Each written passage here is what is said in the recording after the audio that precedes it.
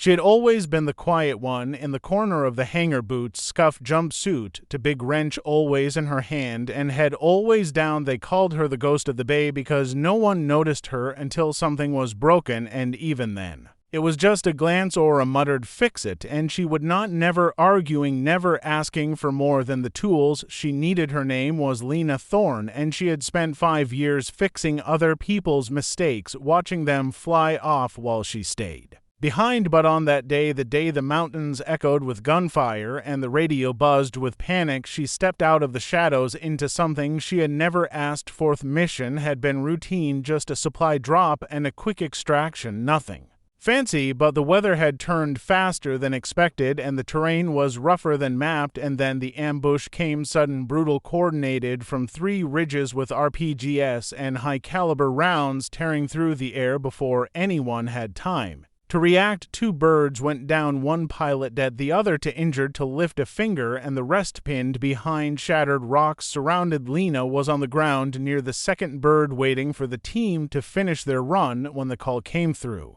Mayday repeated on a broken frequency, and she ran not away, not to safety, but straight to the Black Hawk that had slammed into the side of the hill. It was wrecked, smoke coughing out of the engine, shell holes across the tail rotor, and a gash where the fuel line used to be. Any other tech would have said, leave it, burn it, no time to fix this junk and no reason to risk your life for a dead chopper. But Lena saw the angle, the slope, the way the weight of the bird had settled against a pocket of rock. She crawled inside, ignoring the warning lights, the smell of fire and metal, and the hiss of leaking fluids. She pulled open the control panel, her hands moving before her mind caught up, switching feeds, bypassing circuits, pulling wires from one system to power another. Outside, the Marines were getting pushed back, yelling for air support that was not coming. The radio screamed with static as commands got cut off one after another, but Lena kept going, sweat running into her eyes, fingers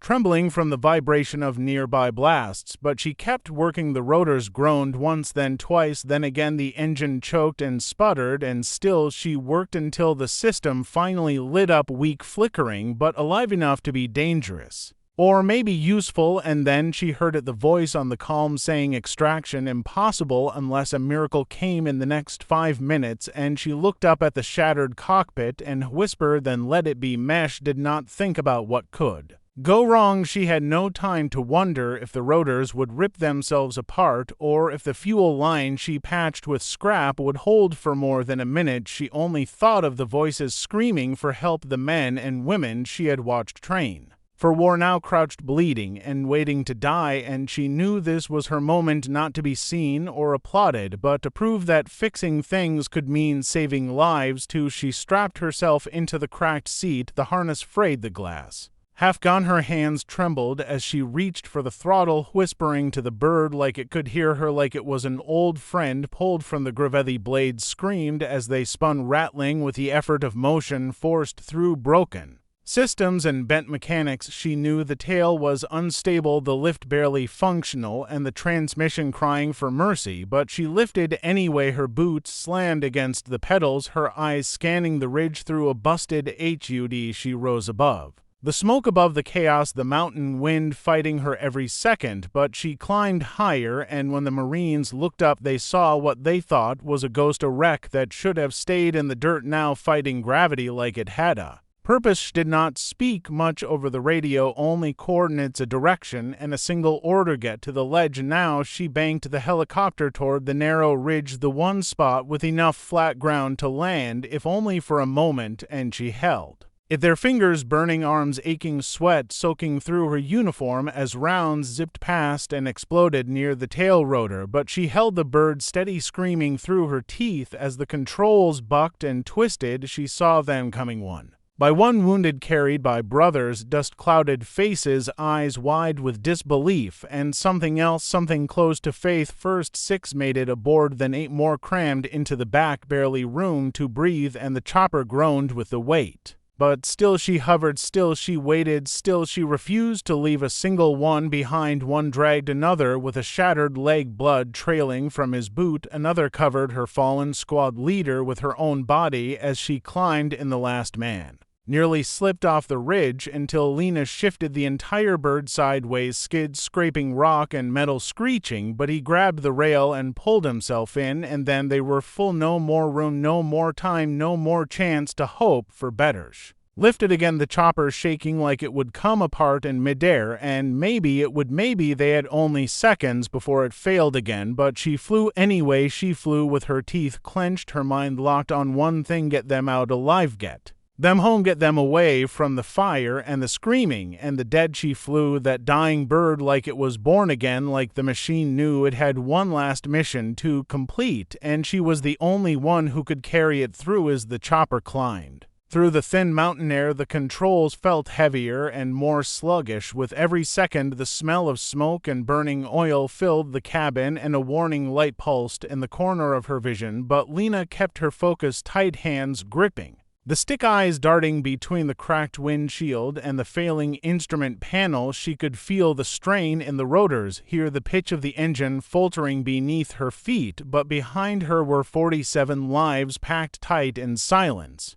Many of them bleeding, some unconscious, all of them trusting that she would not let this flying scrap pile fall out of the sky below them. The ridgeline vanished into mist and ash. The sound of gunfire faded behind them, but there was no relief, not yet, not until they crossed the canyon, not until they reached the green zone, not until the bird held together long enough to land somewhere safe. She leaned forward, adjusting the pitch with delicate movements, every vibration threatening to throw her off balance, every creak a reminder of how close they were to losing everything. A crack ran along the dashboard, as if the bird itself was tearing open from the pressure, but Lena just breathed slower, steadier, willing it to fly, willing herself to believing the Marines had gone silent, not because they were calm, but because they knew they were hovering above death and hope in equal measure. Some of them stared at her through the cockpit gap, others clutched dog tags or whispered names, some simply closed their eyes, unable to look out at the endless drop below, and yet none of them panicked, not one of them screamed or begged. They had seen something in her when she landed, something that made them believe she could do what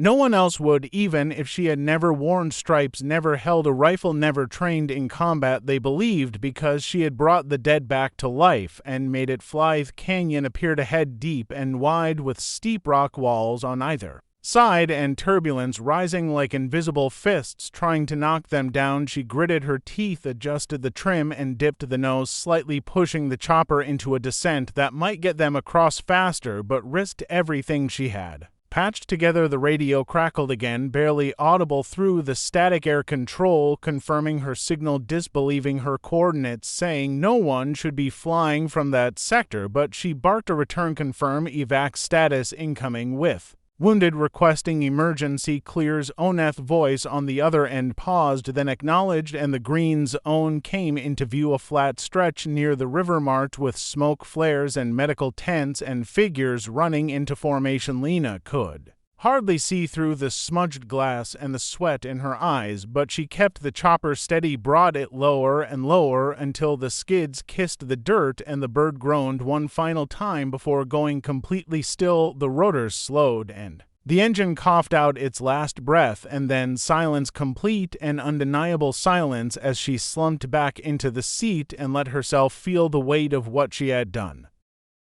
Lena sat frozen in the pilot's seat as the rotors gave their final spin, the bird hissing and creaking as if exhaling relief around her boots. Dust still danced from the emergency landing, and the green zone bustled with movement, medics rushing forward, stretchers being rolled, bodies being lifted carefully from the chopper and placed in urgent hands. She barely noticed the voices shouting outside or the teams pulling her door open. Her body felt like it no longer belonged to her, every joint locked, every breath shallow. Her hands were still gripping the stick as if the flight had not yet ended. A Marine reached in and unbuckled her, murmuring something soft and respectful, though she could not hear him clearly. His face was young, but his eyes looked older, lined with something that had shifted during that impossible escape. He offered her a hand and helped her step down from the cockpit, and the moment her boots touched the ground, a hush fell over those nearby, not because of her rank, Not because of any metal on her chest, but because word had already spread. The mechanics and engineers who had watched her drag that wreck from the dirt were pointing, the wounded were nodding, the officers were staring. Samin approached fast, tall, broad-shouldered, his uniform still pressed, but his stride full of urgency. The commander of the base, Colonel Hayes, known for being cold, efficient, and impossible to impress. He stopped in front of Lena, scanned her with disbelief, and asked one question.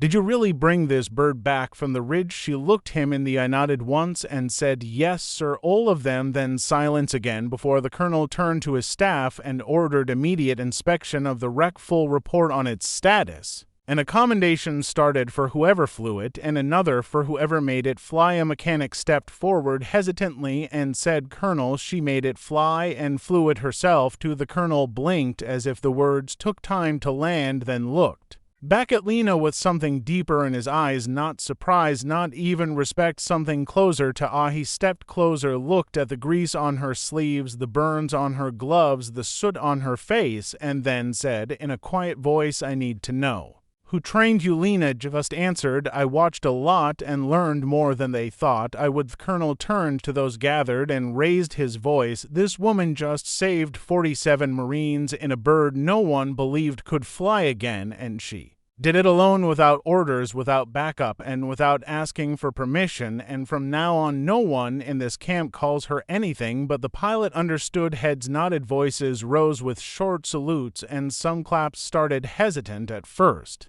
then growing louder until the Green's own was echoing with it. Lena stood there among the noise and the attention, unsure of how to react, never having imagined this moment, and yet knowing deep down she had earned it. Next morning began before the sun could rise, the Green's own still buzzing from the night before, and Lena already walking across the open field wearing the same soot-stained uniform, refusing a change until her bird was properly seen to. She stood beside the broken helicopter, now surrounded by a full team of engineers and flight crew, all scanning the damage, inspecting the patches and makeshift welds, trying to understand how this thing had stayed in the air. They asked questions, traced wires, opened panels, and again pointed to her quick work, her instinct for pressure systems, her ability to reroute power with only the tools she had on hand. Lena answered what she could, though she had never trained for war zone repairs, had never even been officially cleared for combat flight. She had learned in silence over years spent watching others fix and fail, watching them crash and recover, watching birds be declared dead before she brought them back one bolt at a time. She knew the sound of life in an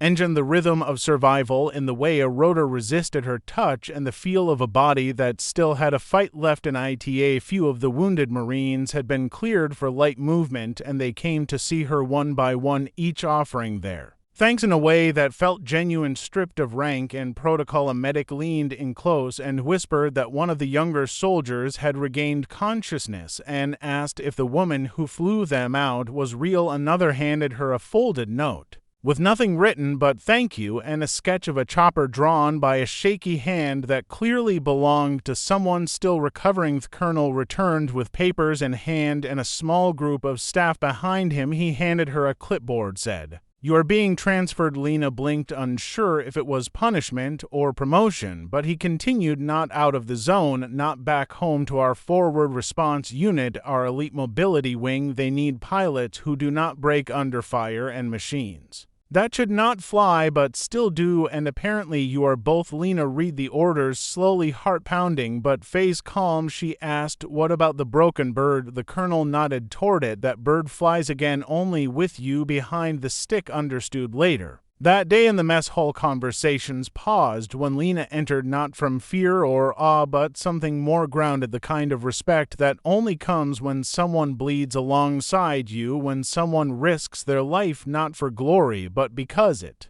is right. Marines nodded as she passed, others shifted to make space, some offered their trays, and one even gave up his seat without a word. Lena accepted none of it with pride, only quiet acknowledgement and the certainty that her place had changed. Not because she asked for it, but because she earned it. At night she sat beside the chopper once more, the stars above, the silence around, and in her hand a wrench, not because it needed fixing, not yet, but because some machines feel more like home Then the barracks ever-will Thorders came at first light, and Lena was already awake, her bag packed, her boots laced, her eyes fixed on the horizon. Before the sun had even cracked the mountains, the colonel handed her the final briefing, a classified file wrapped in a manila folder and sealed with urgency. It outlined an extraction. Deep behind unstable lines, a group of recon specialists trapped with wounded, surrounded by shifting hostiles, and without a clear escape route. The plan was simple.